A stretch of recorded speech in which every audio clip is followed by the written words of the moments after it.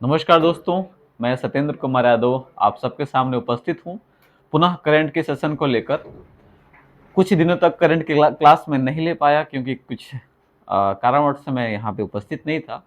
तो चलिए अभी हम बात करें करंट अफेयर्स के बारे में। और एक चीज़ और मैं बता दूं मित्रों, क्योंकि अभी हाल ही में 14 मई को पेपर हुआ था, उसको मैं आपके सामने सॉल्व कराऊंगा। और आपके पीडीएफ से जो हमने आपकी क्लासेस ली थी उसमें से भी कई सारे क्वेश्चंस, लगभग 5-6 क्वेश्चंस देखने को मिले हैं। तो ये कहीं ना कहीं अगर मेरे 7-8-10 को 10 लेक्चर में से अगर इतने आते हैं तो कहीं ना कहीं एक बहुत बड़ा एक मेरे लिए अच्छा था कि जो मैंने कंटेंट दिया वो यूज़फुल था आप सभी के लिए।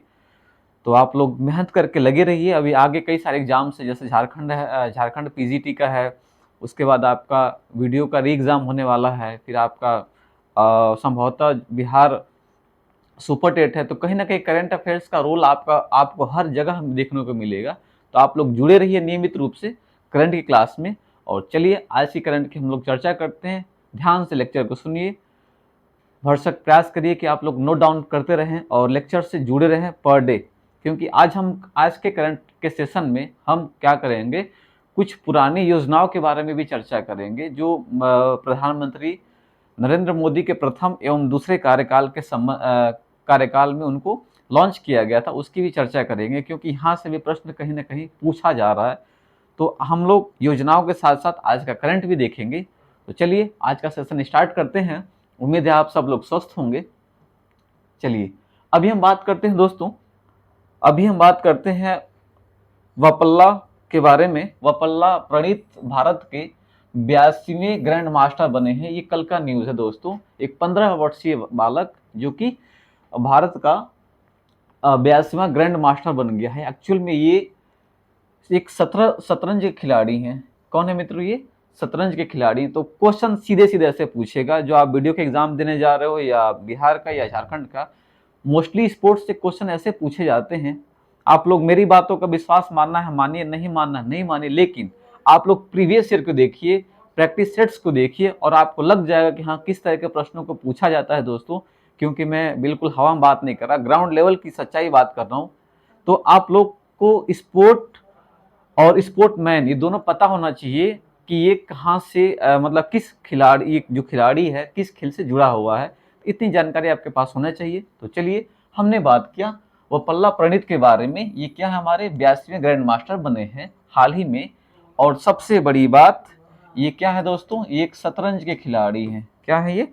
एक शतरंज के खिलाड़ी हमारे वोपल्ला जी हैं। उन्होंने क्या किया, इन्होंने बाकू ओपन 2023 के अंतिम दौर में अमेरिका के, यहाँ से भी प्रश्न पूछा जाता है कि वपल्ला प्रणीत ने किसको हरा के 82वां ग्रैंड मास्टर जीता। ठीक, तो आप लोग याद रखिएगा किसको हरा के जीता दोस्तों? GS हंस निमन को हरा के जीता इन्होंने। और ये कहाँ के रहने वाले हैं दोस्तों? तो ये लाइन भी आपके लिए इंपॉर्टेंट हो जाती है। ये कहाँ के रहने वाले हैं? ये हमारे अमेरिका के रहने वाले हैं। उम्मीद है आपको बात समझ में आ रही होगी। इसके बाद हम थोड़ी सी और चर्चा करें दोस्तों। इसमें हम बात करते हैं पहले भारतीय ग्रैंड मास्टर विश्वनाथ आनंद के बारे में। मतलब प्रणीत से पहले जो पहले भारतीय ग्रैंड मास्टर बने थे, विश्वनाथन आनंद बने थे। आप लोग उनसे परिचित होंगे, जिन्होंने 1988 में खिताब जीता था। कब जीता था दोस्तों? 1988 में खिताब जीता था। तो चलिए इसी के साथ हम अगले करंट की तरफ चलते हैं बिना समय गवाए ही। आप लोग नियमित करंट से जुड़िए, लेक्चर देखिए, उसको सुनिए, कहीं ना कहीं नोट डाउन करने का भी प्रयास कीजिए। चलिए, यूपी गवर्नमेंट द्वारा ऑनलाइन शिक्षा कार्यक्रम के लिए एक पहल योजना लॉन्च की गई है। पहल योजना लॉन्च की गई है। अब हम बात करते हैं, जैसे कि हम लोग देख रहे हैं कि ऑनलाइन एजुकेशन का ट्रेंड बहुत ज़्यादा चल चुका है आफ्टर कोविड। कोविड के बाद से ऑनलाइन क्लासेस बहुत ज़्यादा मात्रा में चल रही हैं और अफोर्डेबल एजुकेशन अफोर्डेबल फीस में मिल पा रही है। तो कहीं ना कहीं यूपी गवर्नमेंट ने अभी एक पहल नाम से लॉन्च किया हुआ योजना, जो कि माध्यमिक विद्यालय में, किसमें? माध्यमिक विद्यालय में दोस्तों इसको लॉन्च किया जाएगा, ऑनलाइन पढ़ाई की जाएगी। ठीक, इसमें हम देखते हैं कि इस योजना में किस बात की चर्चा की गई है। तो आप इस पे थोड़ा सा ध्यान देंगे। 15 मई 2023 को अभी हाल ही में राजकीय यूपी सैनिक इंटर कॉलेज लखनऊ में एक ऑनलाइन ग्रामीण शिक्षा कार्यक्रम पहल, इसको याद रखिएगा, अभी हाल ही में प्रश्न सीधे सा बन सकता है आपका कि हाल ही में यूपी गवर्नमेंट ने ऑनलाइन एजुकेशन के लिए कौन सी योजना लॉन्च की है। तो आप लोग याद रखिएगा कौन सी स्कीम लॉन्च की है। तो पहल स्कीम लॉन्च किया है, ठीक, का शुभारंभ किया गया। यह कार्यक्रम माध्यमिक शिक्षा विभाग द्वारा, इसमें इस कार्यक्रम को लॉन्च करने में दोस्तों दो लोग का बहुत अहम हिस्सा है, बहुत अहम योगदान है। किसका किसका? एक तो आपका माध्यमिक शिक्षा विभाग का और दूसरा आईआईटी कानपुर का। किसका दोस्तों? जो दूसरा है हमारा आईआईटी कानपुर के सहयोग से इसे चलाया जा रहा है। इस अभियान को जो चलाया जाएगा माध्यमिक शिक्षा विभाग और आईआईटी कानपुर के द्वारा इससे चलाया जाएगा। तो उम्मीद है आपको समझ में आ रहा होगा। तो ये दोनों भी आपके लिए इम्पोर्टेंट हो जाते हैं कि इसका जो सहयोग हो रहा है किसके द्वारा किया जा रहा है, आई मीन किसके द्वारा इसको संचालित किया जाएगा। इसमें और कुछ देखते हैं दोस्तों। इस योजना के तहत राज्य के 10 सरकारी माध्यमिक विद्यालयों में मुफ्त ऑनलाइन शिक्षा प्रदान की जाएगी। फाइनली यहाँ से जो 10 स्कूल है, 10 स्कूल में से इसकी योजना इस योजना को लॉन्च किया जाएगा। ऐसा सरकार ने पहल योजना के तहत अपना एक रोड मैप तैयार किया हुआ है। उम्मीद है आपको समझ में आ रहा होगा। बिल्कुल नई एनर्जी के साथ हमसे जुड़िए और अगले करंट की तरफ चलते हैं। अगले करंट है दोस्तों, एक अपॉइंटमेंट हुआ है दोस्तों। यूपीएससी के बारे में हम थोड़ी सी चर्चा करेंगे। अभी जो भी एग्जाम होने वाले हैं, एक बार फिर से रिपीट कर रहा हूँ, झारखंड पीजीटी, बिहार सुपरटेट और इसके साथ साथ जो वीडियो का जो री एग्ज़ाम हो रहा है, यानी कि 26-27 जून को जो है, इसको ध्यान में रखकर मैं आपका करंट का मैटर तैयार कर रहा हूँ। मुझे पूरा उम्मीद है कि जैसे पीसीएस में हम लोगों ने बहुत अच्छा फीडबैक मिला, तो मेरी कोशिश ये रहती है दोस्तों कि ज़्यादा से ज़्यादा मात्रा में आपको कंटेंट दिया जाए और उसके साथ साथ आपको इसका बेनिफिट मिले एग्जाम में। तो उम्मीद है आप लोग समझ पा रहे होंगे इसको। कहीं ना कहीं मैं ये चाहूँगा कि आप लोग क्लास को नियमित रूप से रेगुलर देखें। थोड़ी सी वीडियो कभी लंबी हो जाती है, बशर्ते मैं प्रयास करूँगा कि इसको और छोटा करके और कम समय में ज़्यादा चीज़ें मैं आपको देने का प्रयास कर रहा हूँ। तो चलिए अब हम बात करते हैं मित्रों, थोड़ा सा यूपीएससी के नए अध्यक्ष के बारे में। जो चेयरमैन बने हैं दोस्तों कौन? मनोज सोनी बने हैं। याद रखिएगा, union public service commission, UPSC, union public service commission, UPSC, ठीक। जो यूपीएससी के जो नए आपके चेयरमैन बने हैं उनका नाम क्या है? मनोज सोनी, इनका नाम याद रखिएगा। इसके बाद इनका देखते हैं हम लोग। शिक्षाविद मनोज सोनी ने संघ लोक सेवा आयोग के अध्यक्ष के पद की शपथ ली। किसकी शपथ ली भैया? अध्यक्ष के पद की शपथ इन्होंने ले ली। इसके बाद इनको जो शपथ दिलाए आयोग की वरिष्ठ सदस्य स्मिता नागराज, इनका नाम आप लोग याद रखिएगा दोस्तों।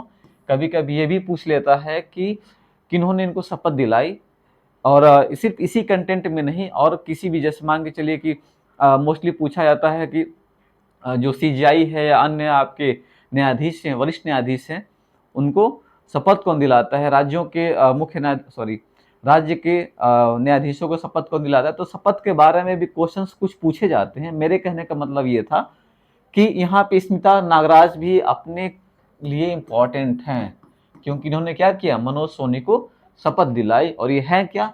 आयोग की वरिष्ठ सदस्य हैं। आयोग के कितने सदस्य हैं? ये वरिष्ठ सदस्य हैं। अब थोड़ी सी चर्चा करते हैं दोस्तों, यूपीएससी के बारे में। यूपीएससी के बारे में अगर हम लोग चर्चा करें दोस्तों, तो इसमें क्या होता है? एक अध्यक्ष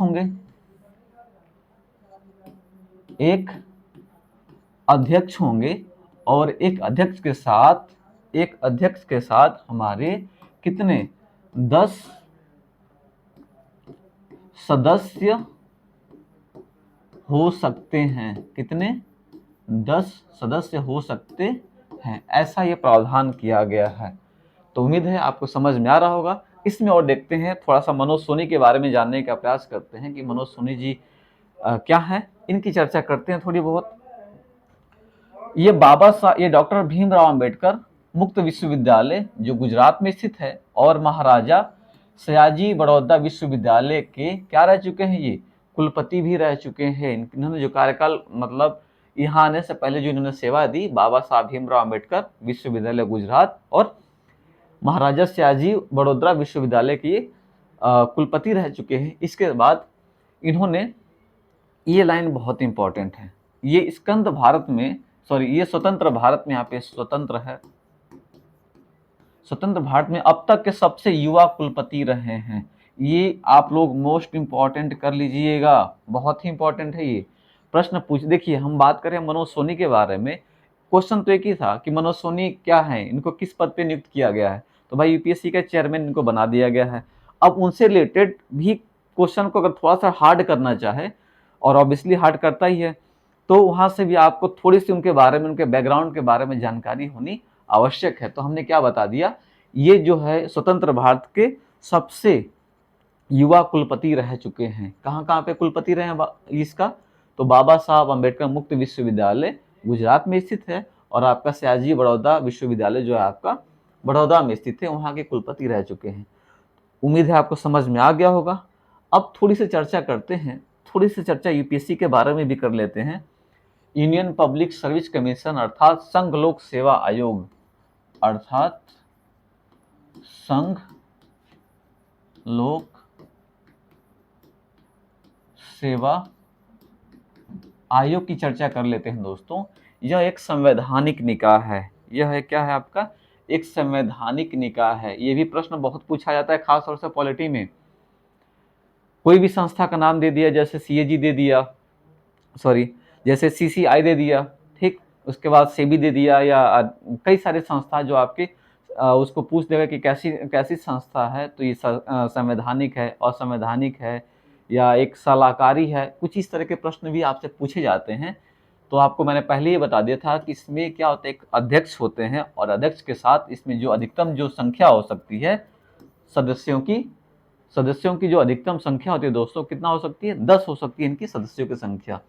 आयोग के सदस्य राष्ट्रपति द्वारा, ये इंपॉर्टेंट है, किसके द्वारा, राष्ट्रपति द्वारा नियुक्त किए जाते हैं। आयोग के जो सदस्य होते हैं दोस्तों, किसके द्वारा, राष्ट्रपति के द्वारा नियुक्त किए जाते हैं। उम्मीद है आपको समझ में आ रहा होगा। चलिए अगला करंट की तरफ चलते हैं हम लोग, अगले करंट की तरफ हम लोग चलते हैं, और अगला करंट है हमारा, अगला करंट है दोस्तों रवनीत कौर के बारे में।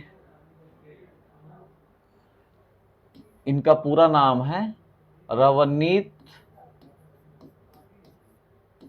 कौर के बारे में।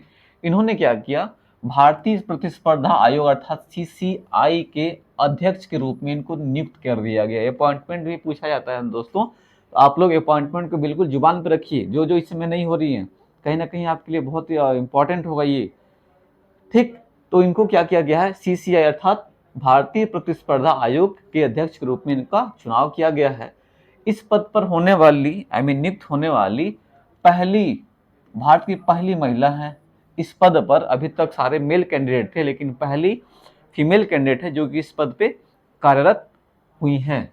इसके बाद जो इनका कार्यकाल रहेगा दोस्तों, कितना, इनका जो कार्यकाल रहेगा 5 वर्ष या 65 वर्ष की आयु तक। कहाँ तक, 5 वर्ष या 65 वर्ष की आयु तक ये अपने कार्यकाल पे बनी रहेंगी। और इनके पूर्व के जो चेयरमैन रह चुके हैं दोस्तों, पूर्व जो चेयरमैन है सीसीआई के, उनका नाम था संगीता वर्मा का स्थान लेंगी। ये भी प्रश्न बहुत ज़्यादा पूछा जाता है।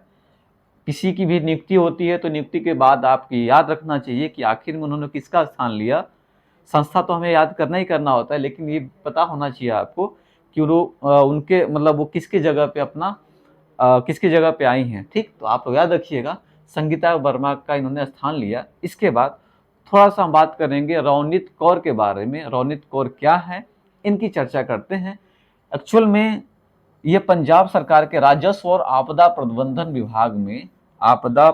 विभाग में विशेष मुख्य सचिव और वित्तीय सलाहकार, इनके पास 2 डिपार्टमेंट थे, जिसमें कि हमने बात किया पंजाब गवर्नमेंट में इनको राजस्व और आपदा प्रबंधन विभाग इनको दिया गया था, जिसमें क्या थी, विशेष मुख्य सचिव और वित्तीय सलाहकार थे। इसका पहले इनका कार्य अनुभव था इनका। अब हम बात करते हैं सीसीआई के बारे में। सीसीआई क्या है इसके बारे में थोड़ी सी चर्चा कर लेते हैं। यह प्रतिस्पर्धा अधिनियम 2002 के तहत स्थापित किया गया। इसकी जो स्थापना की गई दोस्तों सीसीआई के बारे में, अर्थात भारतीय प्रतिस्पर्धा आयोग के बारे में, इसकी जो स्थापना की गई थी, प्रतिस्पर्धा अधिनियम 2002 के तहत इसकी स्थापना की गई थी। यह कारपोरेट, सबसे बड़ी बात ये क्या काम करता है, यह कारपोरेट मामलों के मंत्रालय के अंतर्गत आता है। जो कारपोरेट जितनी भी कंपनीज होती हैं, ठीक है, कंपनियों के बारे में जो भी मंत्रालय है कारपोरेट मामले का, उसके अंतर्गत ही कार्य करता है। तो कहीं ना कहीं आपके लिए भी इम्पोर्टेंट है। एक क्वेश्चंस तो आपको बिल्कुल याद होना ही चाहिए, फिर से रिपीट कर देना हूँ। रवनीत कौर किस पद पे हैं? तो भारत की पहली महिला सीसीआई के पद पर कार्यरत हुई हैं, ज्वाइन किया अभी। किसका स्थान लिया उन्होंने? उन्होंने संगीता वर्मा का स्थान लिया है, जो इनके पूर्व की बात की थी। और इसके बाद हम बात करते हैं अगले के बारे में। अगला करंट है दोस्तों, समय व्यर्थ ना करते हुए बहुत तेजी से हम लोग आगे बढ़ेंगे। चलिए, विश्व दूरसंचार और सूचना समाज दिवस 2023 कब मनाया जाता है दोस्तों? ये 17 मई को ये दिवस मनाया गया। दूसरी बात, यह 17 मई को अंतर्राष्ट्रीय दूरसंचार संघ ITU के तत्वाधान में मनाया जाता है। किसके तत्वाधान में?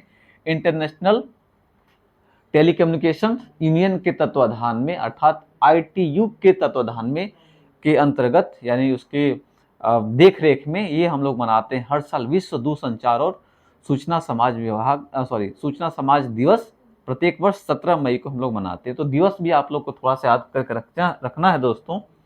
फिर देखिए, इसका जो थीम था, जो मैंने आपको बात की, यहाँ पे बाइलिंगुअल भी मैं यूज़ कर रहा हूँ, जो भी इंग्लिश में भी और हिंदी में भी मैं यूज़ करने का प्रयास कर रहा हूँ। पहले हिंदी में इसकी थीम देखते हैं। इसकी थीम सूचना और संचार प्रौद्योगिकियों के माध्यम से सबसे कम विकसित देशों को सशक्त बनाना, सबसे कम विकसित देशों को सशक्त बनाना इसका थीम था। और इसी को अगर हम इंग्लिश में देखें दोस्तों, enabling the least developed Nations through information and communication technologies, ये इसका इंग्लिश में थीम था। तो आप जैसे हो आप इसको याद कर लेंगे अपने लैंग्वेज में, तो उम्मीद है आपको क्लियर हो रहा होगा। अब हम बात करते हैं ITU की जो स्थापना की गई दोस्तों। ITU की स्थापना वर्ष 1865 में 17 मई को किया गया था। इसीलिए हम लोग क्या करते हैं, प्रत्येक वर्ष 17 मई को दूरसंचार दिवस के रूप में इसे मनाते हैं। अब हम बात करते हैं अगले करंट की तरफ। जो हमारा अगला करंट है दोस्तों, सिक्किम का 48वां स्थापना दिवस। सिक्किम का 48वां स्थापना दिवस कब मनाया गया? तो 16 मई को मनाया गया। ये भी आप लोग इम्पॉर्टेंट है, आप लोग इसको याद रखेंगे। अभी हाल ही में सिक्किम जो हमारा पूर्वोत्तर राज्य है, ठीक, अब यहाँ से कई सारे क्वेश्चन आपके जीएस के भी बनते हैं। जैसे सिक्किम की राजधानी, जैसे अभी बिहार सुपरटेट में इसकी चर्चा की गई है, सिलेबस में साफ साफ लिखा है।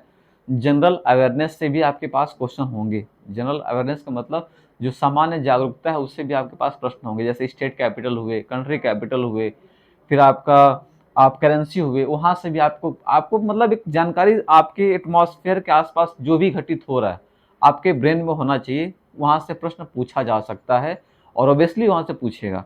तो यहाँ पे देखिए, हमने क्या बात किया, सिक्किम जो आपका 22वां राज्य के रूप में गठन किया गया था। इसका गठन 1975 में किया गया था। और जब इसका गठन किया गया था दोस्तों, तो किस संविधान के तहत? अर्थात भारत के 36वें संविधान संशोधन के तहत। भारत के कौन सा 36 संविधान संशोधन के तहत, संविधान संशोधन के तहत इसका गठन किया गया था। किसका? सिक्किम का। कब? 1975 में किया गया था। उम्मीद है आपको समझ में आ रहा होगा। अब हम बात करते हैं थोड़ा सा, यहाँ के सीएम कौन है? सिक्किम के सीएम, उनका नाम है PS तमांग। PS तमांग जो है यहाँ के सिक्किम के सीएम है। कैपिटल क्या भैया? तो कैपिटल हमारा गंगटोक है। फिर आगे चलते हैं, देखते हैं गवर्नर कौन है, वहाँ के राज्यपाल कौन है। तो राज्यपाल का नाम भी आप लोग याद रखिएगा दोस्तों। राज्यपाल वहाँ के लक्ष्मण प्रसाद आचार्य जो है वहाँ के राज्यपाल हैं। लक्ष्मण प्रसाद आचार्य जी जो है वहाँ के राज्यपाल हैं। ये इतना था, मैंने करंट का इशू आपको दे दिया, करंट का मैटर दे दिया। लेकिन इसके साथ साथ मैंने एक ये भी सोच रहा हूँ कि कुछ आपको जीके के जो योजनाएं हैं, स्कीम हैं, पुस्तकें जो लिखी जा रही हैं, इसके बारे में भी मैं आपको हर एक करंट में कुछ ना कुछ नया जोड़ के देने का प्रयास करूंगा। तो चलिए आज हम बात करते हैं प्रधानमंत्री मोदी के प्रथम एवं दूसरे कार्यकाल के में जो योजनाएं बीजेपी के कार्यकाल में जो योजनाएं लॉन्च की गई हैं उनकी चर्चा हम करते हैं, और उनका संबंध किससे था उसके बारे में भी हम लोग चर्चा करते हैं। उम्मीद है आपको ये मेरी सोच, मेरी क्रिएटिविटी आपको बहुत पसंद आएगी।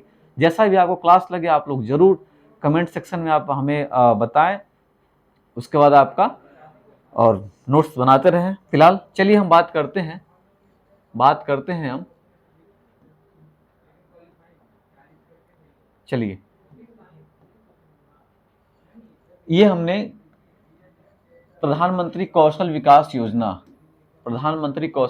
योजना, देखिए योजना है। अब आप सोचेंगे कि करंट पढ़ा रहे हैं, करंट भी हमें बहुत पुराना जो 15 में लॉन्च हुआ उसको क्यों दे रहे हैं। इसका फायदा है क्योंकि गवर्नमेंट अभी एक ही चल रही है, ठीक।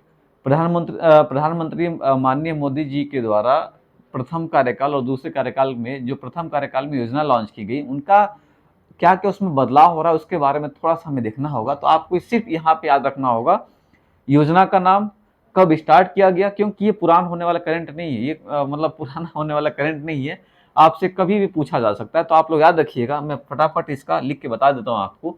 इसकी शुरुआत दोस्तों 15 जुलाई 2015 को की गई थी। कब की गई थी? 15 जुलाई 2015 को इसकी शुरुआत की गई थी। और इसका जो लक्ष्य था मित्रों, इसका जो लक्ष्य रखा गया था, जो इसका टारगेट था, आगामी 4 वर्ष 16 से 20 के दौरान देश के 1 करोड़ युवाओं को प्रशिक्षण देना था। आपने सुना होगा गांव-गांव में क्या चला था, कौशल विकास स्कीम चल रहा था। जो बच्चे हाई स्कूल पास थे, इंटर पास थे, उनको कंप्यूटर का नॉलेज, कुछ ना कुछ मशीनरी का नॉलेज दिया जाता था, जिससे कि वो प्राइवेट सेक्टर में भी क्या कर जाएं, प्राइवेट सेक्टर में भी वो लोग जॉब कर पाएं और जॉब के साथ वो लोग अपना जीवन निर्वाह कर सकें। ऐसा गवर्नमेंट का स्कीम था। तो आप लोग को अच्छे से पता होगा, जैसे कि मैंने इसमें लिखा भी है यहाँ पे कि योजना श्रम बाजार में नौ प्रवेशी और 10वीं तथा 12वीं की पढ़ाई के बीच छोड़ने वाले छात्रों को प्रशिक्षित करने पर विशेष ध्यान दिया गया है। इसमें कौशल विकास योजना में इसकी चर्चा की गई थी और प्रत्येक प्रशिक्षु को औसतन 8,000 रुपए का, कितने रुपए का, ये याद रखिएगा, कितने का, 8,000 रुपए का दोस्तों, आर्थिक सहयोग दिए जाने का भी प्रावधान कौशल विकास स्कीम में किया गया है। ये बहुत ही सफल योजना थी। इसका बहुत सारे लोग आपके जो एमएनसी कंपनियां हैं उसमें भी जॉब पे गए। तो कहीं ना कहीं ये ऐसा गवर्नमेंट का मानना था कि अगर हम लोग ऐसा करेंगे तो युवाओं के पास जब टेक्नोलॉजी होगी तो कहीं भी अपना कुछ ना कुछ अच्छी खासी जॉब ढूंढ लेंगे, और जिससे कि भारत सरकार पे इसका कहीं ना कहीं बेनिफिट भी होगा। तो चलिए इतना आपको समझ में आ गया होगा। अब हम चलते हैं अगले स्कीम के बारे में, अगले योजना के बारे में चलते हैं। और अगला योजना है दोस्तों, अगला योजना हमारा राष्ट्रीय पोषण मिशन की शुरुआत कब की गई थी? तो याद रखिएगा, इसकी शुरुआत वर्ष 2018 में की गई थी। कब? वर्ष 2018 में की गई थी।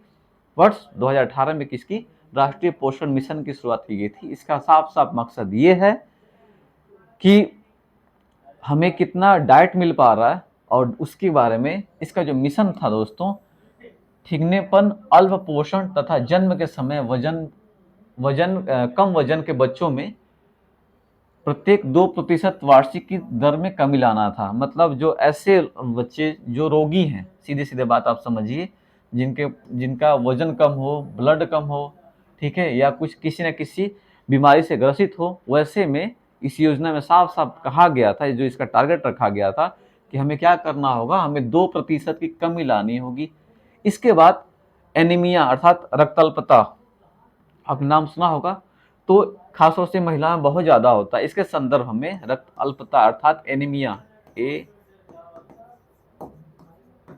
की अगर हम लोग चर्चा करें दोस्तों, एनीमिया की चर्चा करें हम लोग, तो यहाँ पे देखेंगे संदर्भ में प्रति वर्ष 3% की कमी लाने का भी लक्ष्य रखा गया है। अब ये टारगेट रखा गया है कि किसी भी व्यक्ति हो, कोई भी, जैसे महिला हो, पुरुष हो, खासतौर से महिलाओं में ज़्यादा होता है एनीमिया रोग, तो इसमें कम से कम हर वर्ष 3% की कमी उसमें लाया जाएगा। उनको ऐसा डाइट दिया जाए कि वो लोग इस रोग से ग्रसित ना हो, ऐसा इसमें कहा गया है। फिर अगर हम बात करते हैं अल्प विकास ठिकनेपन या अल्प विकास के मामलों को 38% 38.4% अर्थात NHFS 4 से कम करके वर्ष 22 तक कितना कितना रखने का 25% रखने की बात इसमें की गई है। मतलब ये कहने का तात्पर्य था अल्प विकास से ग्रसित जो लोग हैं, जो बच्चे हैं, जिनका प्रतिशत 38.4% है, उसको 22 में उसको क्या किया जाए, उसको वर्ष 2022 में कितने परसेंट पे 25% पे ला कम से कम लाया जाए 25%। तो कोई भी चीज़ अचानक ही खत्म नहीं होगी, उस पर धीरे धीरे काम करेंगे, नियमित काम चलता रहेगा, तब जाके उस पर कुछ ना कुछ हम लोग अच्छा खासा हम लोग उस पर रिजल्ट पा पाएंगे। तो इसी के साथ हम बात करते हैं अगले स्कीम के बारे में, अगली योजना के बारे में। और अगला योजना है दोस्तों, अगला योजना है हमारा प्रधानमंत्री मुद्रा योजना। प्रधानमंत्री मुद्रा योजना के बारे में हम बात करते हैं, ये बहुत इंपॉर्टेंट था, इसके बारे में थोड़ा सा समझिए आप लोग। इसकी शुरुआत 8 अप्रैल 2015 को की गई थी। मुद्रा योजना की शुरुआत कब की गई थी? MUDRA। कभी कभी फुल फॉर्म ही पूछ लेता है, कभी कभी फुल फॉर्म पूछ लेगा आपसे, मुद्रा का फुल फॉर्म क्या होगा, या क्या करेगा, मुद्रा का फुल फॉर्म पूछ के इसमें से पूछ देगा कि मुद्रा में डी स्टैंड फॉर क्या होगा।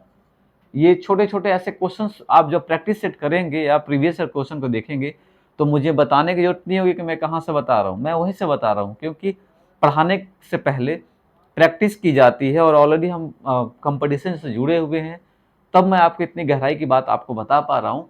तो कभी कभी फुल फॉर्म पूछ देगा। दूसरी बात ये कि इसका पहले फुल फॉर्म देखते हैं दोस्तों, तो micro unit development and refinance agency इसका फुल फॉर्म है। किसका? मुद्रा का फुल फॉर्म है। अर्थात इसका जो गठन किया गया था दोस्तों अधिनियम 2013 के तहत अंतर्गत भारतीय लघु उद्योग विकास बैंक, भारतीय लघु उद्योग विकास बैंक का एक अनुषंगी इकाई के रूप में इसका गठन किया गया था मुद्रा का। मुद्रा लोन का भी आपने नाम सुना होगा, उसके बारे में अभी हम चर्चा करेंगे नेक्स्ट वीडियो में, या इसी में देख लेते हैं हम लोग। इस स्कीम में क्या था, बिजनेस करने के लिए आपको प्रोत्साहन दिया जाना था गवर्नमेंट की तरफ से। जैसे किस तरह के आप बिजनेस करना चाहते हैं, तो इसमें आप देखिए सुशी मतलब स्मॉल बिजनेस जब आप करेंगे तो उसमें जो आपका 50,000 तक का आपका सहयोग गवर्नमेंट करेगी। जैसे मान के चलिए कि मैं बेरोजगार हूँ, मुझे कुछ काम नहीं मिल पा रहा, मैंने मुद्रा लोन के लिए अप्लाई किया और मुझे ठेला लगाना है, ठेला पे मान के चलिए कुछ छोटा मोटा बिजनेस करना है, तो गवर्नमेंट ने ऐसा ऐसा कई सारी स्कीम चला रखा है कि जिसके तहत आप कह लें कि जो एक बेरोजगार व्यक्ति था वो भी एक रोजगार की श्रेणी में आ जाए, अपना कुछ ना कुछ करे और अपने परिवार को अच्छे से चलाए। तो इसके बाद इसमें 3 स्कीम थे दोस्तों, आप स्कीम का याद रखिएगा। शिशु उद्योग में था 50,000 रुपये तक का ही फंड पास किया जाना था। सेकंड, किशोर उद्योग में 50,000 से लेकर कहाँ तक का 5 लाख रुपए तक का, 50,000 से लेकर दोस्तों कहाँ तक 5 लाख रुपए तक का लोन पास किया जाना था किशोर उद्योग में।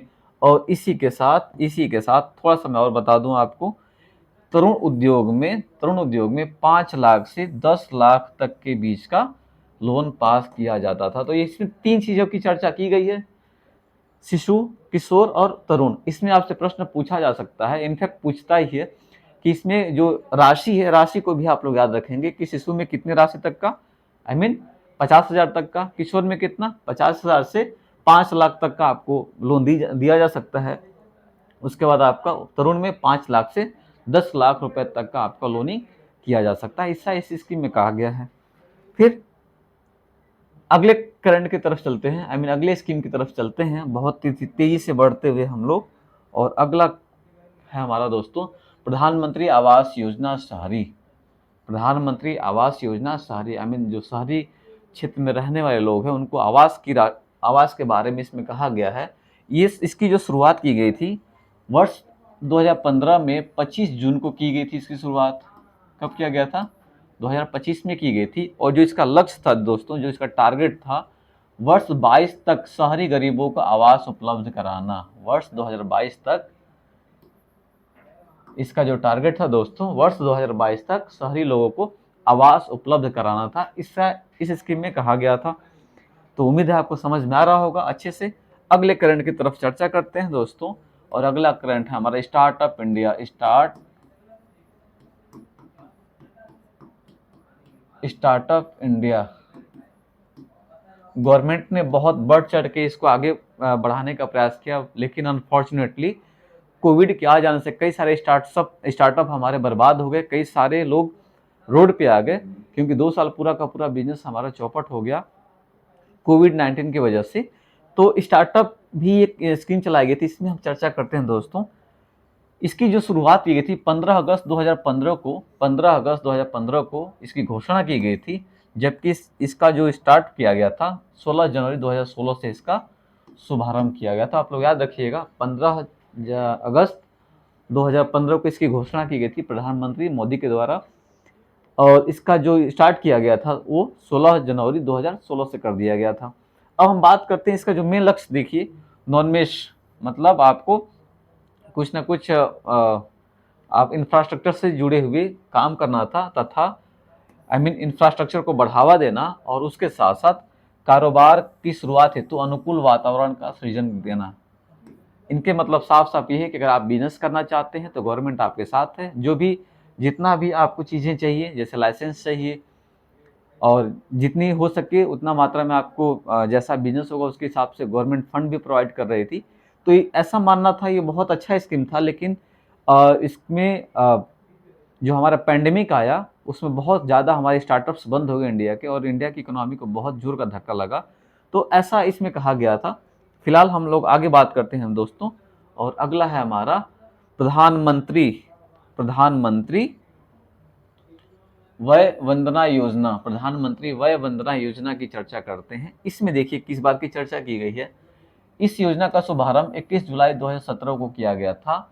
जो तत्कालीन वित्त मंत्री हमारे कौन थे? अरुण जेटली। ये अब नहीं रहे इस दुनिया में।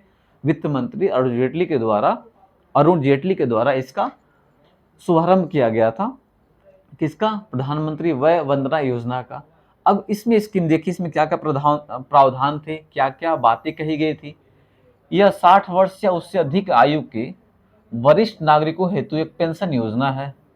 सीधी सीधी बात, ये 60 वर्ष या उससे अधिक, मतलब इसमें जाने के लिए जो न्यूनतम सीमा चाहिए वो 60 वर्ष चाहिए या उससे अधिक। एक पेंशन स्कीम थी, ताकि बुजुर्गों का भी ख्याल गवर्नमेंट ने रखा इस स्कीम के माध्यम से।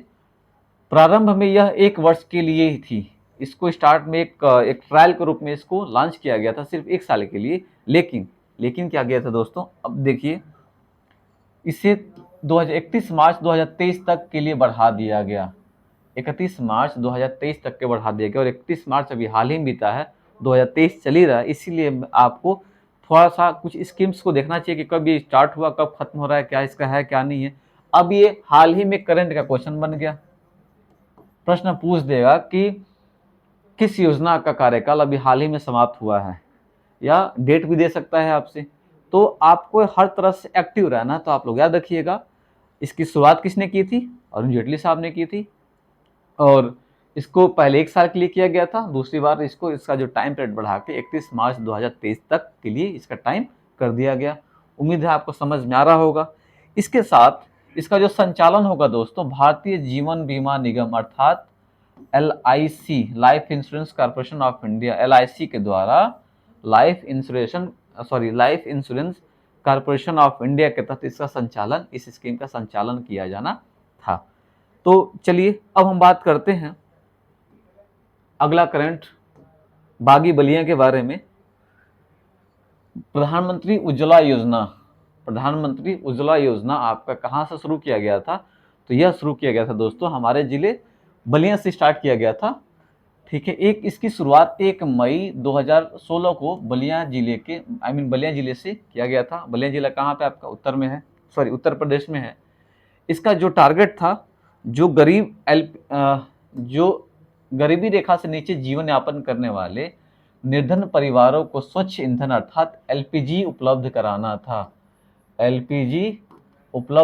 था। और एक बात और बता दो दोस्तों, ये बहुत ही सफल योजना रही, क्योंकि इसका जो टारगेट रखा गया था पहले 5 करोड़, लेकिन इन्होंने अपने टारगेट को बहुत कम समय में अचीव करते हुए 8 करोड़ तक इसको बढ़ाना पड़ा। मतलब ये टारगेट से अधिक इसमें हमारा ये योजना सफल रही। तो ये भी याद रखिएगा, ये बहुत ही सफल योजना थी। इसका जो आदर्श वाक्य था ये बहुत इंपॉर्टेंट है आपके लिए।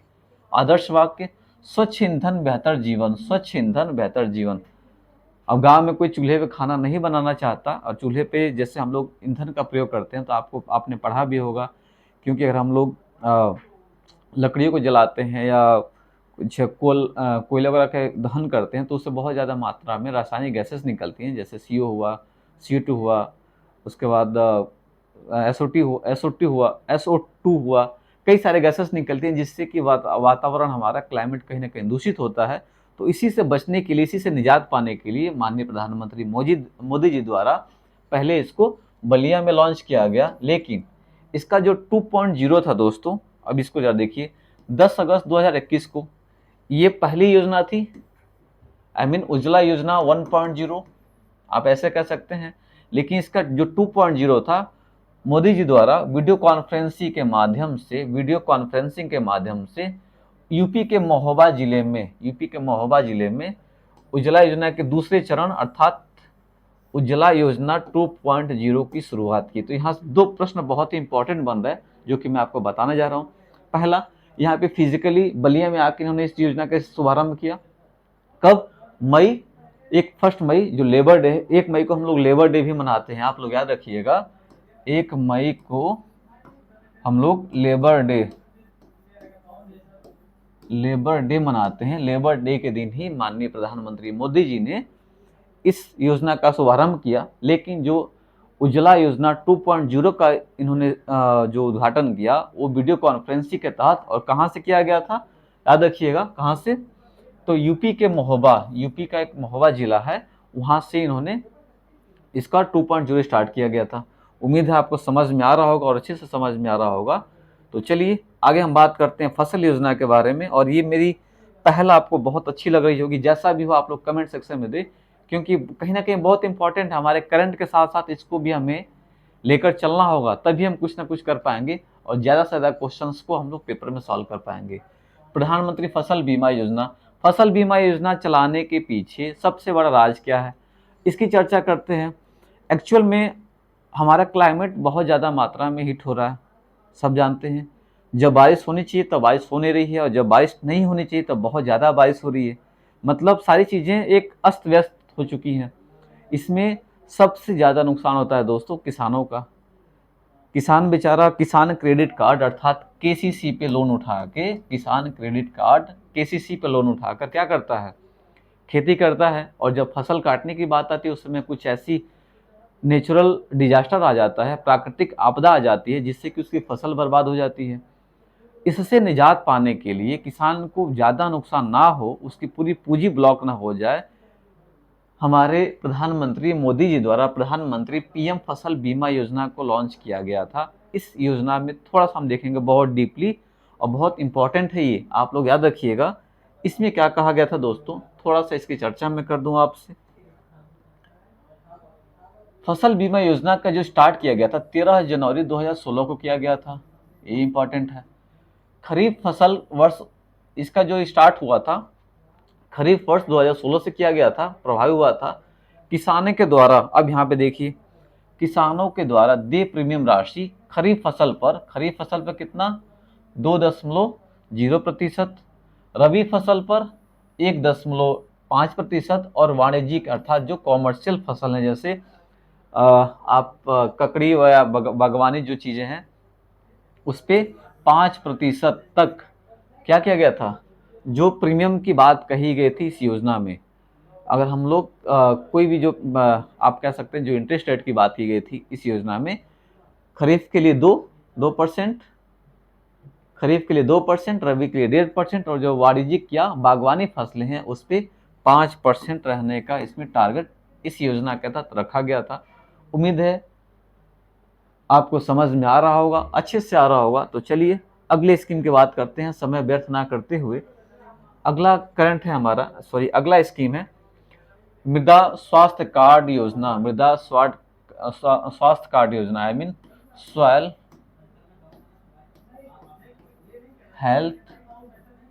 Health card scheme, soil health card scheme की हम चर्चा करते हैं दोस्तों।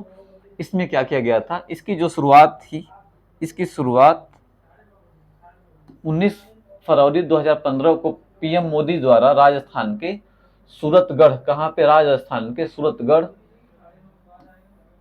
से इसका स्टार्ट किया गया था। ये प्रश्न इंपॉर्टेंट है, कहाँ से स्टार्ट किया गया था ये दोस्तों, तो राजस्थान के कहाँ से, सूरतगढ़ से सॉयल हेल्थ कार्ड की शुभारंभ किया गया था मोदी जी के द्वारा।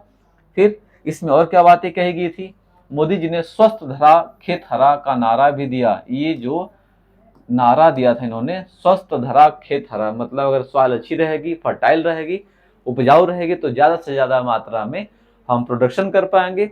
अदरवाइज अगर उस पर फर्टाइल नहीं रहेगी तो कितना भी हम उस पर करेंगे तो हमारा प्रोडक्शन, उत्पादन कम होगा, जिसकी वजह से हम लोग कहीं ना कहीं अपने जो दैनिक जीवन, जो हमारे खाद्यान्न आपूर्ति है, उसको हम लोग पूरा नहीं कर पाएंगे। तो ऐसा इसमें कहा गया था मृदा स्वास्थ्य कार्ड में। यहाँ दो चीज इंपॉर्टेंट है। पहले इंपॉर्टेंट क्या है दोस्तों कि कहाँ से शुरू किया गया था, ठीक, लॉन्च 2015 में किया गया था, शुरू किया गया था आपका सूरतगढ़ में। और जो मोदी जी जो नारा दिया था, स्वस्थ धरा खेत हरा का भी नारा इन्होंने दिया था इस स्कीम में। चलिए अब हम बात करते हैं, दोस्तों प्रधानमंत्री, अब हम बात करते हैं प्रधानमंत्री किसान पेंशन योजना के बारे में। इसकी शुरुआत की गई थी दोस्तों, फटाफट हम चलते, 31 मई 2019 को मोदी जी के द्वितीय कार्यकाल के प्रथम मंत्रिमंडल बैठक के दौरान ही इसको पास किया गया था। इसमें कहा गया था, क्या कहा गया था, किसानों के लिए इस योजना में शामिल होने की आयु जो थी, कितना, 18 से 40 वर्ष का निर्धारण किया गया था। मतलब इस योजना में जो भाग लेने के लिए, शामिल होने के लिए जो एक क्राइटेरिया बनाया गया था, कितना, 18 से 40 वर्ष की ही बात की गई थी। उसके बाद क्या कहा गया था दोस्तों, 60 वर्ष की आयु तक प्राप्त करने पर 5,000 रुपए की न्यूनतम निर्धारित पेंशन दिए जाने का प्रावधान भी है इसमें। कितने तक का, जब आप 60 वर्ष की आयु प्राप्त कर लेंगे और आप इसमें 18 से 40 के बीच में अगर आप इस योजना को ले लेते हैं, तो उसमें क्या कहा गया था कि जब आप 60 वर्ष की आयु पूरी कर लेंगे तो उस समय आपको न्यूनतम, जो आपका न्यूनतम दिया जाएगा, कितना, 5,000 रुपए का न्यूनतम पेंशन दिए जाने का इस स्कीम में प्रावधान है। इसके बाद इसमें देखिए और एक चीज क्या बात है, इस योजना के पात्र किसान द्वारा किए गए अंशदान के बराबर राशि केंद्र सरकार पेंशन निधि भी जमा कराएगी। कहने का मतलब ये कि जितना किसान जमा करेगा, जैसे मान के चलिए कि मैं इस समय 28 साल का हूँ, मैंने इस स्कीम को ले लिया, तो जितना मैं जमा करूंगा उतना ही आपका केंद्र सरकार भी जमा करेगी। और 60 वर्ष के बाद हमें न्यूनतम जो भी इसका मेच्योरिटी बनेगा, उसमें कम से कम हमें 5,000, इससे अधिक भी हमें दे सकती है गवर्नमेंट, जो पेंशन हमें मिलेगी। लेकिन न्यूनतम कितना दिया जाएगा, 5,000 आपको दिया जाएगा। उम्मीद है आपको बहुत अच्छे से समझ में आ रहा होगा सारी स्कीमें और इनका मतलब। आप खुद सोचिए कि ये लोग हमारे करंट से जुड़े हैं कि नहीं। यहाँ से एग्जामिनर पूछ सकता है, आप उस पर ब्लेम नहीं कर सकते कि नहीं आपने 2015 का पूछ दिया, नहीं, ये स्कीम अभी रनिंग में है, ठीक, तो हमें थोड़ा सा इनको भी लेके चलना है। तो अगले करंट की तरफ चलते हैं दोस्तों। और अगला हमारा जो स्कीम है, प्रधानमंत्री किसान सम्मान निधि की बात करते हैं हम लोग। प्रधानमंत्री किसान सम्मान निधि की चर्चा करते हैं दोस्तों। इसकी शुरुआत की गई थी 24 फरवरी 2019 को, कहाँ पे, गोरखपुर जिले से किया गया था। गोरखपुर जिले से प्रधानमंत्री किसान सम्मान निधि का स्टार्टिंग किया गया था दोस्तों, कहाँ से, गोरखपुर जिले से। इसमें कहा गया था कि किसानों को वार्षिक 2-2 हजार की किस्त से पैसा जाएगा, ठीक, उनके सीधे खाते में जाएगा।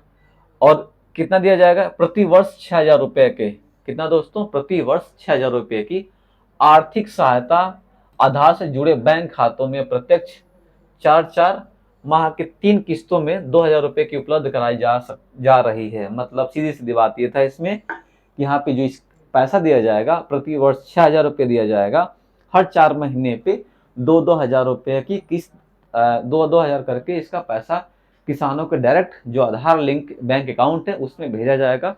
ऐसा इस स्कीम में कहा गया था।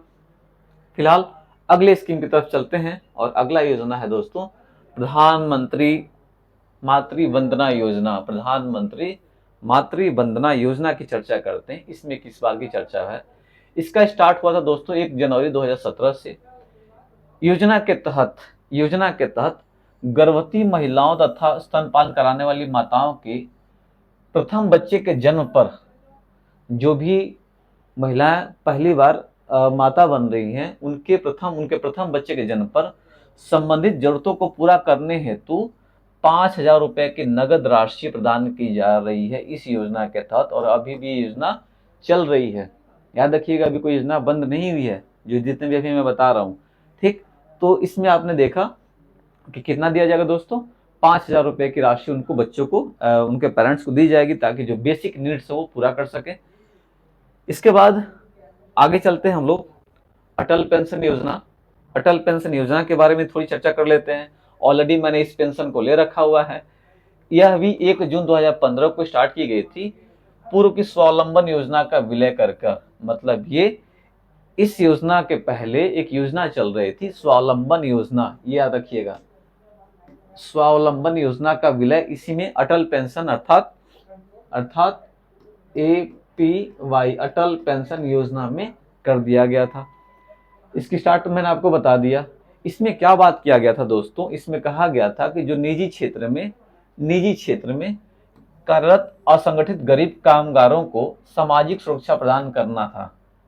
ठीक, जो कोई प्राइवेट सेक्टर में जॉब कर रहे हैं और उनके पास उतना बैलेंस नहीं हो पाता कि वो सेव कर पाएँ वो लोग अपना सेफ्टी कर पाएँ, पैसों को बचा पाएँ, तो उनके लिए ये स्कीम लॉन्च की गई थी। और इसमें क्या था, अंशदान के आधार पर 60 वर्ष की आयु पूरी होने पर जितना हम जमा करेंगे, इसमें 78 रुपये से लेकर 312 और कई सारे स्कीम इसमें थे।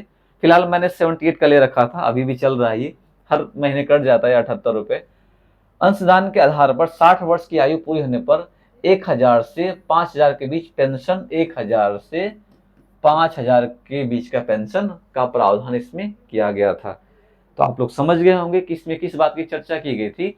इसमें जो आपको, जैसा आप पेमेंट करेंगे, जैसा आप भरेंगे, जितना आपकी मैच्योरिटी होगी, मैच्योरिटी राशि जो होगी, उसके हिसाब से 1,000 से 5,000 के बीच में 60 साल के बाद आपको पेंशन के रूप में मिलना स्टार्ट हो जाएगा।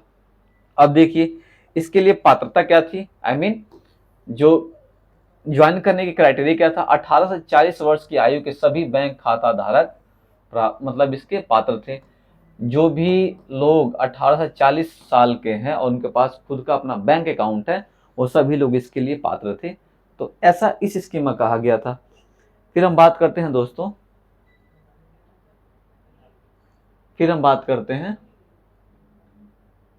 सौभाग्य योजना की। फटाफट देखिए, सौभाग्य योजना की चर्चा करते हैं। इसकी शुरुआत 25 सितंबर 2017 को की गई थी। पंडित दीनदयाल उपाध्याय की जयंती पर नरेंद्र मोदी के द्वारा पीएम नरेंद्र मोदी के द्वारा इस स्कीम का स्टार्टअप किया गया था। और इसमें कहा गया था दोस्तों, प्रधानमंत्री सहज बिजली हर घर योजना अर्थात सौभाग्य हर घर योजना, बिजली से संबंधित ये योजना थी। पंडित दीनदयाल उपाध्याय की जयंती पे इसको माननीय प्रधानमंत्री मोदी जी ने इसको लॉन्च किया था। अब देखते हैं इस योजना में क्या था। जो इसका जो परिचालन था दोस्तों, जो रूलर था, इलेक्ट्रिफिकेशन कॉर्पोरेशन लिमिटेड अर्थात REC द्वारा किया जा रहा है। मतलब इसको जो संचालित किया जा रहा है वो किसके द्वारा, REC अर्थात इलेक्ट्रिफिकेशन कॉर्पोरेशन लिमिटेड के द्वारा इसे संचालित किया जा रहा है। इस योजना में इस बात की चर्चा की गई है।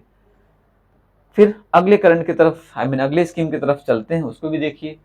जनधन योजना, जनधन खाता, यह 28 अगस्त 2014 को मेरा खाता भाग्य विधाता, ये बहुत अच्छा टैगलाइन था, मेरा खाता भाग्य विधाता जनधन योजना स्कीम, जिसके तहत एक रुपए कार्ड आपको उसमें बहुत बढ़ चढ़ के इस पे ये स्कीम चली थी दोस्तों। और बहुत ज़्यादा मात्रा में लोगों ने क्या कि फ्री में 1 रुपये में अपना बैंक अकाउंट खुलवाया और उसी के साथ उनको एक रुपए कार्ड दिया गया, मतलब रुपए ATM कार्ड दिया गया था। और इसका टैगलाइन था मेरा खाता भाग्य विधाता, इसका आदर्श वाक्य था, टैगलाइन था। अब हम बात करते हैं कि इसका जो मेन लक्ष्य क्या था। चयनित वर्गों का वित्तीय समावेशन, जो लोग अभी बैंकिंग सिस्टम से नहीं जुड़े हैं उनको भी क्या करना था, बैंकिंग सिस्टम का नॉलेज देना, ताकि वो लोग भी इसे वित्तीय समावेशन का जो इसमें बात कही गई थी। इसमें एक बात और था, रुपए डेबिट कार्ड के साथ 1 लाख रुपए तक का दुर्घटना बीमा, अगर आपका एक्सीडेंटल डेथ हो जाता है तो उसमें क्या, दुर्घटना बीमा, तो उसमें 1 लाख रुपए की बात की गई थी दोस्तों। जनधन खाता जिसका भी था, इस खाते के तहत 1 लाख रुपए का दुर्घटना बीमा की बात इसमें की गई थी। फिलहाल अगले स्कीम की तरफ चलते हैं, और अगला स्कीम है हमारा, अगला स्कीम है प्रधानमंत्री सुरक्षा बीमा योजना। प्रधानमंत्री सुरक्षा बीमा योजना के बारे में चलते हैं। इसकी शुरुआत 9 मई 2015 को कोलकाता में की गई थी। कहाँ पे की गई थी दोस्तों? कोलकाता में की गई थी। दूसरी बात, जो इसका पात्रता है वो 18 से 70 वर्ष की आयु के सभी बचत बैंक खाता धारक पात्र होंगे।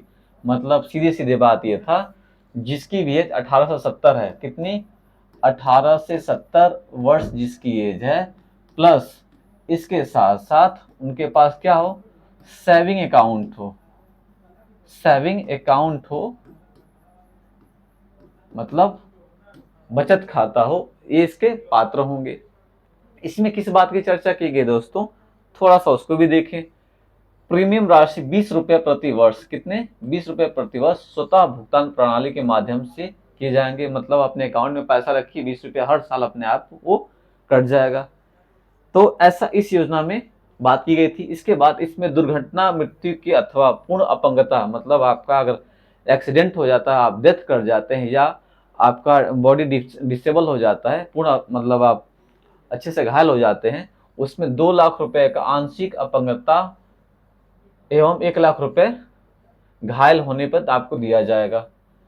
ठीक है, अगर आप पूरा का पूरा जब पूर्ण घायल अपंग हो जाएंगे, पूरे अच्छे से घायल हो जाएंगे, तो उसमें आपको 2 लाख रुपए दिया जाएगा, 2 लाख रुपए दिया जाएगा। लेकिन अगर आप थोड़े से घायल हैं, थोड़ी सी बड़ी चोट लगी है, पैर टूटा है या कुछ इस तरह का हुआ है, उसमें आपको 1 लाख रुपए तक की राशि इसमें दी जाने की बात कही गई थी इस स्कीम में। तो उम्मीद है आपको समझ में आ रहा होगा। तो चलिए अगले करंट की तरफ चलते हैं, और अगला करंट है हमारा, अगला स्कीम है दोस्तों,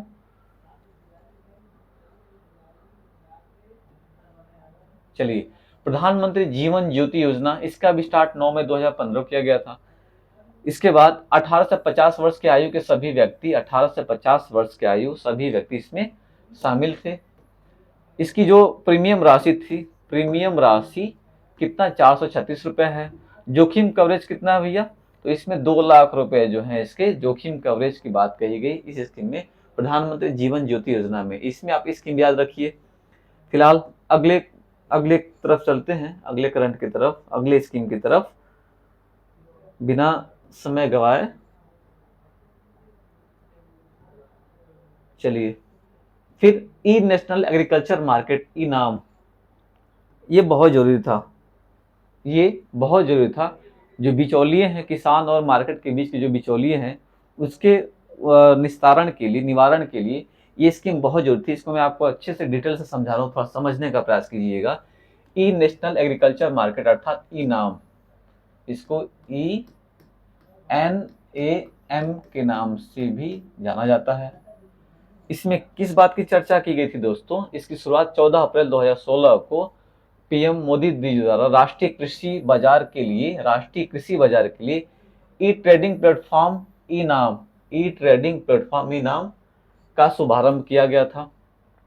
इसका जो टारगेट क्या था दोस्तों, इसके टारगेट की हम चर्चा करें तो वर्तमान कृषि उपज विपणन समितियों की मंडियों को एकीकृत कर कृषि यंत्रों हेतु एकीकृत राष्ट्रीय बाजार का विकास करना था। और इसका जो कार्यान्वयन एजेंसी, जो इसकी एजेंसी थी दोस्तों, स्मॉल फार्मर्स एग्री बिजनेस कंसोर्टिज्म, इसकी जो एग्रीकल्चर एजेंसी थी, जो इसको चलाने की जो एजेंसी थी, वो आपका small farmers agri business consortium, जो इसकी संचालन एजेंसी थी, इस बारे में इसकी चर्चा की गई है। फिर हम बात करते हैं सिंचाई योजना के बारे में, थोड़ी सी बात करते हैं सिंचाई योजना के बारे में। प्रधानमंत्री कृषि सिंचाई योजना की चर्चा करते हैं। सारे स्कीम्स अब तक इम्पोर्टेंट जितने स्कीम्स हैं, मैं सारे की चर्चा आज खत्म कर दूंगा। आप लोग इस वीडियो को 1 बार 2 बार 3 बार देखिए, जितना देखेंगे आपका एक कंसेप्ट बिल्डअप हो जाएगा। इससे रिलेटेड जो भी करंट आया तो आपके दिमाग में रहेगा कि नहीं ये स्कीम इस समय लॉन्च हुई, उसके बाद आपको उसको नोट डाउन कर ले तो बेटर ही होगा और आपको अच्छे से पता चल जाएगा। कृषि सिंचाई की बात हम करते हैं यहाँ पे, थोड़ा सा इसमें देखिए, इसका जो संचालन किया गया था 1 जुलाई 2015 से इसका कार्यान्वयन करना स्टार्ट हो गया था। इस योजना में त्वरित सिंचाई लाभ कार्यक्रम, समेकित वाटरशेड बंधन कार्यक्रम तथा खेत में जल प्रबंधन को मिला दिया गया है। इस योजना में एक तरह से देखा जाए तो 3 चीजों को मिला के बनाया गया है। त्वरित सिंचाई लाभ कार्यक्रम, समेकित वाटरशेड प्रबंधन कार्यक्रम और खेत में जल प्रबंधन की योजना को मिला के बनाया गया है। जो इसकी एजेंसी होगी दोस्तों, जो इसकी एजेंसी होगी, क्या करेंगे, हर राज्य के जो आपका कृषि विभाग होगा, एग्रीकल्चर डिपार्टमेंट होगा, इसको संचालित कराने का प्रयास करेगा और कर भी रहा है अपना। आप लोग देखिए, जैसे जहाँ पे पानी के बगैर खेती नहीं हो पा रही तो वहाँ पे नहरों की खुदाई बहुत ज़्यादा जगह हो गई। इसके बाद जगह जगह सरकारी ट्यूबवेल लगाए गए और ट्यूबवेल पे अगर हम लोग सोलर सिस्टम के माध्यम से अगर हम लोग ट्यूबवेल लगाते हैं तो अब उस पर गवर्नमेंट बहुत अच्छी खासी सब्सिडी भी देती है। ऐसा क्यों कर रही है? क्योंकि जितना हम लोग इरिगेशन करेंगे तो फसल का प्रोडक्शन ज़्यादा होगा और ज़्यादा होगा तो हमारे देश की कहीं ना कहीं बहुत अच्छी खासी आर्थिक एग्रीकल्चर वृद्धि होगी। और आपको अच्छे से पता है कि जो एग्रीकल्चर सेक्टर है हमारा बैकबोन ऑफ हमारी इकोनॉमी का बैकबोन है। तो कहीं ना कहीं यही रीज़न है कि ऐसा गवर्नमेंट चला रही है ताकि किसानों को ज़्यादा दिक्कत ना हो, ज़्यादा से ज़्यादा मात्रा में इरिगेशन कर पाएँ, आई मीन सिंचाई कर पाएँ और सिंचाई करने के साथ एक अपने लक्ष्य को प्राप्त कर पाएँ। फिर हम बात करते हैं दोस्तों, आखिरी है हमारा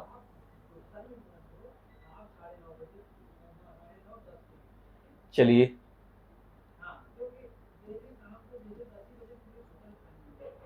अगला प्रधानमंत्री किसान संपदा योजना के बारे में बात करते हैं दोस्तों। तो ये हमारा स्टार्ट हुआ है 1 मई 2017 में। ये केंद्र की प्रायोजित योजना है, संपदा को मंजूरी की दी गई, जिसका 26 मई 2017 को पुनः नामकरण करते हुए इसका जो पुराना नाम, जो नया नाम पड़ा, किसान संपदा योजना कर दिया गया। किसान संपदा योजना इसका पूरा नाम पड़ा दोबारा। इसका लक्ष्य क्या है दोस्तों? खेत से लेकर खुदरा बिक्री केंद्रों तक दक्ष आपूर्ति श्रृंखला प्रबंधन के साथ आधुनिक अवसंरचना का सृजन करना। खेत से लेकर खुदरा बिक्री केंद्रों तक, जैसे किसान अनाज उत्पन्न करता है, उत्पन्न करने के बाद उसको जब प्रोडक्शन हो जाता है तो उस टाइम उसको अच्छा खासा वेतन, मतलब आप कह लें कि उसका मूल्य नहीं मिल पाता है। तो ऐसी जो बिचौलिए होते हैं वो क्या करते हैं, अनाज को स्टोर कर लेते हैं और 2-4-6 महीने बाद उसको दोगुने दाम पे अपना सेल कर पाते हैं। मतलब ये जो किसान मेहनत करता है उसकी पूंजी जो है, जो लाभ किसान को मिलना चाहिए वो किसान को ना मिलकर जो बिचौलिए होते हैं, मीडिएटर लोग होते हैं, उनको मिल जाता है। तो ऐसा स्कीम के बारे में कहा गया था दोस्तों। फिर आगे हम बात करते हैं make in India. Make in India, make in India की चर्चा करते हैं इसमें। इसकी शुरुआत की गई थी दोस्तों कब? 25 सितंबर 2014 को। इसका जो लक्ष्य था, 25 औद्योगिक क्षेत्रों की पहचान की गई थी। 25 औद्योगिक क्षेत्रों की पहचान की गई थी मेक इन इंडिया के थ्रू और उनको बढ़ावा देने की बात कही गई थी इस स्कीम में। इसके बाद अगले करण की तरफ चलते हैं और अगला करण अगला स्कीम है प्रधानमंत्री आवास योजना ग्रामीण। हमने शहरी तो आपको बता दिया, शहरी में क्या था, क्या टारगेट था कि वर्ष 2022 तक सभी के पास घर हो, ठीक। लेकिन उसमें अब जो इसका दूसरा वर्जन है आपका प्रधानमंत्री आवास योजना ग्रामीण की चर्चा कर रहे हैं। तो इसमें इसकी शुरुआत की गई थी 20 नवंबर वर्ष 2016 को। इसका भी टारगेट रखा गया था दोस्तों, वर्ष 2022 तक सबके लिए आवास। वर्ष 22 तक सबके लिए आवास कहने का मतलब साफ साफ है, जो भी प्रधानमंत्री आवास योजना चलाई गई थी, चाहे वो ग्रामीण हो या शहरी हो, उसमें एक ही बात की चर्चा है कि 2022 तक क्या किया जाए, जिसमें कि सभी के लिए आवास उपलब्ध कराना सरकार की जिम्मेदारी थी। अब बात करते हैं स्मार्ट सिटी के बारे में। आपका प्रयागराज भी स्मार्ट सिटी में है। स्मार्ट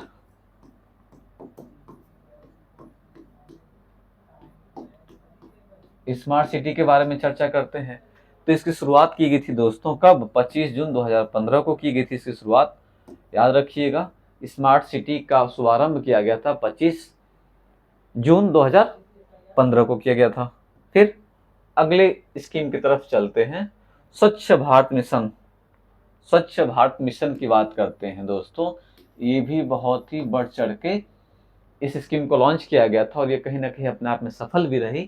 थोड़ा सा जागरूकता अभियान लोगों के बीच में लाने का प्रयास किया गया था हमारे प्रधानमंत्री मोदी जी के द्वारा। तो इसमें किस बात की चर्चा की गई है उसको देखिए। 2 अक्टूबर 2014 को इसका स्टार्ट किया गया था और इसका जो टारगेट था दोस्तों, महात्मा गांधी की 150वीं जयंती अर्थात 2 अक्टूबर 2019 तक 14 में इसको स्टार्ट किया गया था और इसका जो डेडलाइन रखा गया था कब, महात्मा गांधी जी के 150वीं जयंती अर्थात 2 अक्टूबर 2019 तक संपूर्ण भारत को स्वच्छ बनाना, संपूर्ण भारत को स्वच्छ बनाना इसका टारगेट रखा गया था। किसका? स्वच्छ भारत मिशन का। इसके बाद इसमें जो था दोस्तों, अब जरा से इसमें अंशदान देखिए। केंद्र सरकार एवं राज्य सरकारों द्वारा वित्तीयन 75 और 25 के अनुपात में तथा पूर्वोत्तर एवं विशेष श्रेणी के राज्यों हेतु कितना था, 90:10 का रेशियो रखा गया था। इसमें इसका मतलब ये था, जो हमारे सेंटर है जैसे केंद्र सरकार है, केंद्र का योगदान केंद्र और राज्य अगर 75% आपका केंद्र दे रहा है तो इसमें 25% कौन देगा, आपका राज्य दे रहा है। कौन दोस्तों? राज्य देगा। इसके साथ साथ जो हमारे पूर्वोत्तर राज्य से असम, मेघालय, नागालैंड, जब हम लोग इनकी बात करते हैं तो उसमें इसकी जो चर्चा की गई है, जो इसमें अंशदान रखा गया है दोस्तों, कितना, 90:10 का रखा गया है। मतलब ये कि 90% केंद्र सरकार देगी तो 10% वहाँ के राज्य सरकारें इसमें इस स्कीम को लॉन्च करने में इस स्कीम को लॉन्च करने में वो अंशदान देंगी। उम्मीद है आपको समझ में आ गया होगा। फिर हम बात करते हैं स्टैंड अप इंडिया के बारे में। स्टैंड अप इंडिया की चर्चा करते हैं। अब देखिए यहाँ पे स्टैंड अप इंडिया, इसकी जो स्टार्ट की गई थी 15 अगस्त 2015 को घोषणा की गई थी और क्या किया दोस्तों, 5 अप्रैल 2016 को नोएडा के नोएडा से, जो यूपी में नोएडा आता है आपका, नोएडा से इसका स्टार्ट किया गया था स्टैंड अप इंडिया के बारे में। इसमें क्या था, इसको जरा समझने का प्रयास कीजिएगा मित्रों। अनुसूचित जाति SC और ST महिला उद्यमियों को की पहुंच को आसान बनाना था इसका जो मेन लक्ष्य था। मतलब साफ साफ ये है कि जो SC या ST महिला उम्मीदवार हैं, कैंडिडेट हैं, उनको प्रत्येक एक वाणिज्यिक बैंक क्या करेगा, लोन प्रोवाइड करेगा बिजनेस करने के लिए। उम्मीद आपको समझ में आ रहा होगा सिंपल सी भाषा में। देखिए अब आपने क्या देखा, सभी वाणिज्यिक बैंकों की प्रत्येक शाखा से कम एक अनुसूचित जाति और एक अनुसूचित जनजाति, एक महिला ऋण ग्रहियों को 10 लाख से 1 करोड़ तक, कितना तक का, 10 लाख रुपए से 1 करोड़ रुपए राशि तक ऋण दिया जाएगा उनको कंपनी स्टार्ट करने में, या कहीं ना कहीं उनको नया एक प्लेटफॉर्म तैयार करने, स्टार्टअप करने में उनको क्या किया जाएगा दोस्तों, 10 लाख से लेकर 1 करोड़ तक की राशि प्रोवाइड की जाएगी। इसके बाद इस योजना के क्रियान्वयन हेतु सिडबी द्वारा पुनर्वित्त पोषण किया जाएगा। सिडबी जो है आपका स्मॉल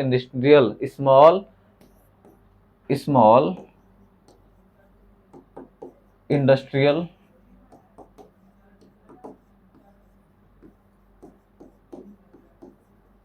डेवलप बैंक ऑफ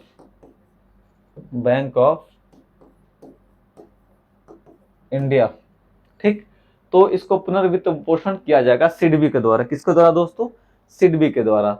तो इनका साफ सा मतलब ये था स्टैंड अप इंडिया का, कि जो भी हमारे SC और ST कैटेगरी के जो लोग हैं, महिला हैं, जिनको पैसा मिल नहीं पाता है गवर्नमेंट से, तो उनको बढ़ावा देने के लिए बात कही गई थी। इसमें आप लोग राशि जरूर याद रखिएगा जिसमें पेमेंट किया गया था दोस्तों, जिसमें पेमेंट किया गया था, पेमेंट की जो बात की गई थी 10 लाख से लेकर कहाँ तक, 1 करोड़ रुपए तक इसमें चर्चा की गई थी। और बाकी तो मैंने बता दिया आपको फिलहाल। और आज का लास्ट जो स्कीम है हमारा, लास्ट नहीं, अभी 2 है हमारे पास, इनकी चर्चा कर लेते हैं। बेटी बचाओ बेटी पढ़ाओ स्कीम, बेटी बचाओ बेटी पढ़ाओ स्कीम जो चर्चा में रही बहुत ज़्यादा। एक्चुअल में ये स्टार्ट था 22 जनवरी 2015 को हरियाणा के पानीपत से इसे स्टार्ट किया गया था। हरियाणा के पानीपत से स्टार्ट किया गया था। इसका जो टारगेट था दोस्तों, क्या टारगेट था? लिंग आधारित भेदभाव को खत्म करके लिंगानुपात को ऊपर उठाना, आई मीन सेक्स रेशियो को ज़्यादा से ज़्यादा मात्रा में बढ़ावा देना। जैसे आप जानते हैं कि हरियाणा में लिंगानुपात बहुत ज़्यादा कम है। महिला 1000 पुरुषों की महिला 1000 पुरुषों के अगेंस्ट आई थिंक 837 या कुछ ऐसा ही है, मुझे अभी एग्जैक्ट याद नहीं आ रहा। तो कहीं ना कहीं बहुत बड़ा गैप है, उस गैप को फिल करने के लिए, ठीक है, लोगों को जागरूक बनाने के लिए इसके बारे में चर्चा की गई है। इसका 3 मंत्रालय, अब देखिए यहाँ पे 3 मंत्रालयों ने, जैसे स्वास्थ्य एवं परिवार कल्याण मंत्रालय, मानव संसाधन विकास मंत्रालय, महिला एवं बाल विकास मंत्रालय की संयुक्त ये पहल है।